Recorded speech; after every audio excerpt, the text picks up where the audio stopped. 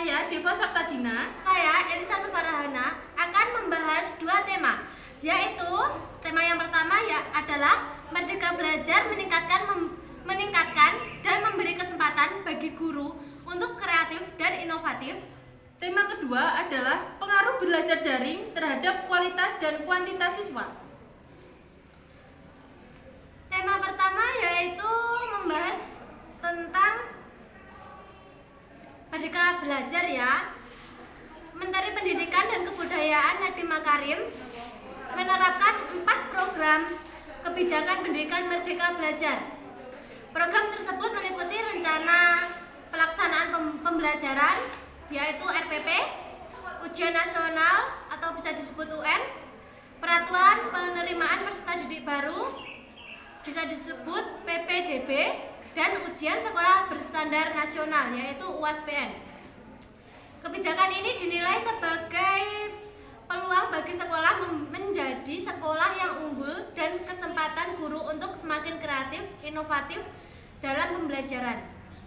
Dalam Merdeka Belajar ini, guru harus membuat RPP yang kreatif, efektif, dan menyenangkan. Antara lain yaitu analisis kurikulum, menentukan silabus, pengembangan bahan ajar, menentukan langkah pembelajaran, identifikasi, pendekatan metode, strategi pembelajaran, menentukan sumber dan media belajar, serta merumuskan instrumen penilaian. Lalu mengenai UN atau ujian nasional yang diganti, sebetulnya UN sangat penting untuk pengukuran pemahaman siswa di akhir. Tetapi sekarang menjadi di tengah. Sebenarnya ini bukan untuk menghukum murid, tetapi untuk lebih membuat murid kreatif dan menjadi masukan untuk guru untuk lebih kreatif dalam pembelajaran, sehingga anak tidak mudah bosan dengan materi yang disampaikan oleh guru. Tentang pengadaan zona juga sangat dipahami karena keadaan desa per anak itu berbeda-beda. Ada anak yang sedikit, ada juga anak yang banyak, sehingga membuat sekolahan itu bingung kalau kebanyakan mahasiswa. Oleh sebab itu Kemendikbud memberi kuota untuk zonasi lingkungan. Ada prestasi, siswa miskin, dan pindahan. Selanjutnya tentang UASBN. UASBN yang dihapus sehingga membuat sekolah memutuskan sendiri kelulusan siswanya. Ini kan pasti sekolah sudah memiliki data-data tentang kepribadian anak-anaknya sendiri, sehingga sekolah bisa lebih membimbing anak untuk lebih baik lagi, dan yang kurang baik menjadi baik agar layak untuk diluluskan. Ini bisa membuat guru untuk lebih inovasi dalam pembelajaran. Salah satunya tingkat perkembangan intelektual siswa. Jika siswa sudah terbiasa kreatif, maka bahan ajarnya bisa langsung ditingkatkan.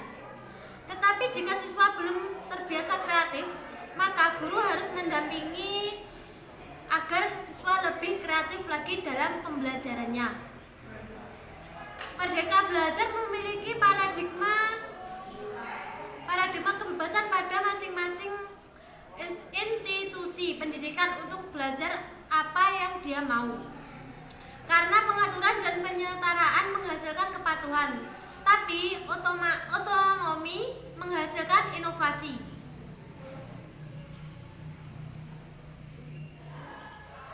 Oh begitu ya Bu? Iya. Kalau gitu saya boleh bertanya? Boleh? Apakah ada pergantian sistem pengajaran di dalam Merdeka Belajar? Iya, pasti tentunya ada. Kok bisa? Perubahan dari yang di dalam kelas menjadi di luar kelas. Nuansa pembelajaran akan lebih nyaman karena murid akan berdiskusi dengan gurunya. Belajar dengan outing kelas dan tidak hanya mendengarkan guru ceramah bisa membentuk karakter peserta didik yang berani, mandiri, cerdik dalam bergaul, beradab, sopan, berpotensi dan tidak hanya mengandalkan sistem ranking yang menurut beberapa survei hanya meresahkan anak dan orang tua saja. Oh, begitu. Berarti sangat berpengaruh ya? Iya, ada pengaruhnya. Karena ini Merdeka Belajar ini bisa membuat siswa lebih aktif lagi dalam pelajarannya. Bukan hanya menerangkan saja, bukan hanya mendengarkan penerangan guru saja di dalam kelas. Kalau begitu, apakah saat menjalankan program Merdeka Belajar, guru mendapati kesulitan? Menurut pegiat pendidikan Nina Krisnaramdani, ada 2 temuan di kalangan para guru saat ditanya tentang makna konsep Merdeka Belajar ya. Pertama, mereka memiliki persepsi yang beragam dan kedua tidak memahami sama sekali. Jadi guru itu tidak sepenuhnya semua paham tentang Merdeka Belajar. Ada juga yang masih menerapkan dalam metode ceramah. Fakta di lapangan, guru-guru menerjemahkan istilah merdekanya saja dengan persepsi. Dalam penerapannya, karena guru masih terjajah dengan pengajaran yang terdahulu tentang setiap pembelajaran selalu menerangkan. Ini membuat kebijakan ini jadi terlambat, tidak maju gitu loh. Lalu bagaimana pendapat guru mengenai Merdeka Belajar ini, Bu? Pendapat guru mengenai Merdeka Belajar yaitu sebenarnya Merdeka Belajar itu baik ketika dilaksanakan dengan tidak terlambat gitu. Tetapi guru berbeda. Setiap guru itu berbeda dalam memahami kebijakan ini. Ada yang cepat tanggap dan ada juga yang terlambat dalam penerapan pembelajaran ini, sehingga masih saja siswa menjadi malas-malasan ketika guru yang hanya menerangkan itu masuk kelas, sehingga siswa itu tidak terlalu aktif, kurang aktifnya. Siswa menjadi malas ketika menerima pembelajaran dari guru tersebut. Kalau begitu, strategi apa yang diterapkan untuk menyukseskan Merdeka Belajar, Bu? Strateginya Iya. dari Kemendikbud ini pertama menerapkan kolaborasi dan pembinaan antar sekolah di semua jenjang. Yang kedua yaitu peningkatan kualitas guru dan kepala sekolah. Dan yang ketiga, membangun platform pendidikan nasional yang berbasis teknologi. Yang keempat, memperbaiki kurikulum nasional dengan penyederhanaan konten materi dan fokus pada literasi, numerasi, dan pengembangan karakter.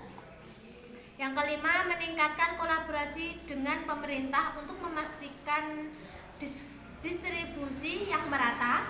Dan yang terakhir yaitu keberadaan sekolah harus diperbanyak. Pembangunan sekolah dan lingkungan belajar harus digencarkan, terutama dalam hal menciptakan bentuk sekolah yang aman.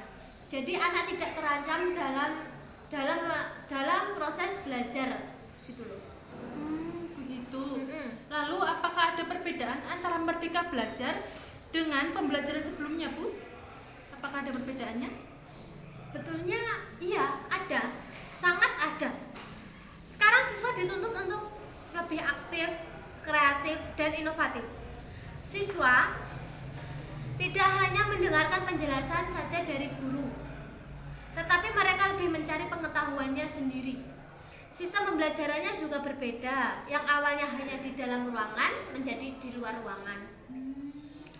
Hal ini bisa mendukung keaktifan siswa. Contohnya ketika guru memberi soal mengenai siswa harus membuat teks deskripsi. Ini kan bisa dibuat di luar sekolah, di luar kelas ya. Siswa bisa memandang jalan raya, siswa bisa memandang gunung-gunung kalau sekolahnya pedesaan. Ini kan bisa. Siswa jadi kita membuat deskripsi tentang hal tersebut dengan baik. Baik, sekarang kita memasuki tema yang kedua, yaitu akan disampaikan oleh teman saya, yaitu Deva. Baik, saya akan menerangkan tentang Pengaruh belajar daring terhadap kualitas dan kuantitas siswa. Sebagaimana yang kita ketahui bahwa COVID-19 sudah ada di Indonesia sejak 1 tahun yang lalu. COVID-19 ini adalah sebuah penyakit menular yang disebabkan oleh virus corona. Virus ini menyerang sistem pernapasan dari setiap manusia. Dalam dunia pendidikan saja dapat kita lihat bahwa sudah hampir 1 tahun pembelajaran hampir dilakukan di rumah saja. Pembelajaran daring ini disebut dengan pembelajaran auto jaringan atau belajar secara online. Pembelajaran seperti ini sangat mengandalkan handphone dan mengandalkan jaringan internet. Karena siswa belajar menggunakan WhatsApp, Google Classroom, Zoom, Google, dan lainnya. Bahkan untuk mencari materi, mereka harus mencari buku online atau mencari jaringan yang pada saat itu siswa rumahnya pegunungan. Pembelajaran daring ini adalah pembelajaran yang dilakukan secara online menggunakan aplikasi pembelajaran maupun jejaring sosial. Pembelajaran daring ini merupakan pembelajaran yang dilakukan tanpa melakukan tatap muka. Selama pembelajaran daring ini dilakukan, peserta didik memiliki keleluasan waktu untuk belajar. Peserta didik dapat belajar kapanpun dan dimanapun, tanpa dibatasi oleh ruang dan waktu. Belajar secara daring tentunya memiliki tantangan tersendiri, baik bagi guru maupun bagi peserta didik sendiri. Siswa tidak hanya membutuhkan suasana di rumah yang mendukung untuk belajar, tetapi juga mengkondisikan koneksi internet yang bagus untuk melakukan pembelajaran. Jadi, selama belajar secara daring ini, guru dituntut agar lebih inovatif dan kreatif dalam mendidik peserta didiknya. Guru harus menciptakan suasana belajar yang nyaman dan tidak membosankan bagi siswanya. Namun nyatanya, pembelajaran daring ini tidak berjalan yang diharapkan, karena masih banyaknya siswa yang dihadapkan oleh berbagai kendala. Tidak semua yang memiliki handphone Android dan tidak semua daerah memiliki koneksi jaringan yang bagus. Pembelajaran secara daring ini berpengaruh terhadap kualitas dan kuantitas siswa. Kualitas dapat dimaknai dengan mutu atau juga keefektifan. Dalam konteks pendidikan, pengertian kualitas mengacu pada proses pendidikan dan hasil belajar. Selanjutnya, kuantitas adalah berkaitan dengan jumlah dari peserta didik. Peningkatan kualitas dan kuantitas belajar seseorang dapat dilihat dalam bentuk bertambahnya kemampuan siswa dan pembelajaran. Selama sistem pembelajaran daring ini kualitas dan peserta didik mengalami sedikit penurunan. Hal ini dikarenakan adanya ketidakpahaman peserta didik terhadap pembelajaran yang dipelajarinya. Selama ini menggunakan sistem pembelajaran daring ini, dan sebagian besar guru menjelaskan hanya dengan satu arah saja tanpa feedback dari siswanya. Hal ini dikarenakan pembelajaran secara daring ini lebih bersifat teoritis dan minim akan praktik secara langsung, dan tidak mungkin adanya interaksi antara langsung oleh siswa. Pembelajaran secara daring ini tidak hanya berpengaruh terhadap kualitas siswa saja, namun juga berpengaruh terhadap kuantitas siswa. Dikarenakan virus COVID-19 sudah lama mewabah di Indonesia, pembelajaran secara daring ini sudah cukup lama dilaksanakan. Walaupun pembelajaran daring ini sudah lama dilaksanakan, namun pihak sekolah tidak menjamin adanya pembebasan uang SPP yang harus diringankan oleh beban orang tua. Baik, sekarang saya akan mengajukan beberapa pertanyaan ya Mbak. Apa itu, Bu? Pertanyaannya yaitu bagaimana tanggapan guru mengenai pembelajaran daring saat ini? Begitu. Dari sisi guru ya, khususnya mereka yang mendekati usia pensiun. Banyak guru yang mendekati usia pensiun itu kan gagal akan IT. Mereka tidak tahu cara menjalankan IT itu bagaimana. Nah, itu yang biasanya dikeluhkan bagi para guru. bagi para guru yang sudah mendekati usia pensiun ini cenderung meminta pembelajaran oleh guru yang lebih muda. Nah, ini salah satu upaya yang biasanya dikeluhkan oleh guru-guru, Mbak. Lalu dalam pembelajaran daring ini, apakah orang tua siswa pernah mengeluh tentang belajar online? Iya, pernah. Dari sisi orang tua sendiri, mereka banyak mengeluh ke guru karena guru memberikan tugas yang banyak bagi siswa, tapi tanpa memberikan materi dan penjelasan terlebih. Hal ini membuat orang tua siswa lebih banyak berpikir dalam memberikan arahan pembelajaran anak secara online di rumah. Ini yang membuat orang tua sulit. Guru memberikan tugas tanpa menjelaskan materi yang ditugaskan itu, sehingga orang tua yang ada di rumah semakin berpikir jika anak mereka disekolahkan tanpa diberikan materi, hanya untuk mengerjakan tugas saja. Lalu apa saja kendala serta hambatan yang terjadi dalam pembelajaran daring? Kendala yang terjadi saat pembelajaran daring, kendalanya ada beberapa, Mbak. Yang pertama adalah lokasi rumah siswa yang tidak dijangkau oleh internet maupun kuota. Yang kedua adalah media pembelajaran yang digunakan guru selalu monoton dan itu saja. Itu yang membuat pembelajaran pada saat daring itu hanya satu tatapan aja atau tidak ada feedback dari siswa. Yang ketiga adalah karakter ataupun perilaku siswa sulit dipantau karena tidak bertatap muka secara langsung. Contohnya pembelajaran di grup WhatsApp itu kan hanya oleh ketikan saja, tidak tatap muka langsung. Itu yang membuat perilaku siswa sulit dipantau. Yang selanjutnya adalah pembelajaran online cenderung pada pemberian tugas online, jadi guru hanya memberikan tugas saja dan tanpa memberikan materi. Yang selanjutnya adalah penyerapan atau pemahaman materi pelajaran oleh siswa sangat minimalis. Lalu bagaimana minat belajar siswa dari penerapan model pembelajaran daring? Minat belajarnya siswa ya? Iya. Siswa memiliki minat belajar yang kurang ketika menjalankan pembelajaran daring ini. Padahal kita tahu bahwa minat belajar itu sendiri adalah hal yang sangat penting dalam proses pembelajaran. Minat dalam belajar memiliki peran untuk menumbuhkan rasa senang dan semangat untuk belajar. Kurangnya minat belajar siswa ini disebabkan adanya pembelajaran online berlangsung. Siswa dapat menjadi kurang aktif dalam penyampaian peserta didik dan pemikirannya.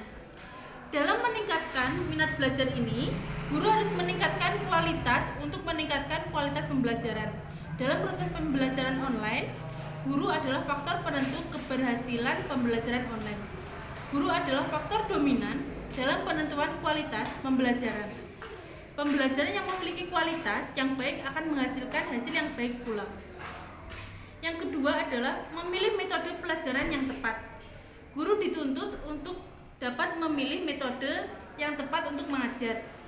Jika guru dapat memilih metode pembelajaran dengan tepat, maka tujuan belajar yang tercapai dengan lebih mudah. Ya, sekarang pertanyaan yang terakhir ya. Bagaimana meningkatkan kualitas siswa di era pembelajaran daring? Kualitas siswa? Ya.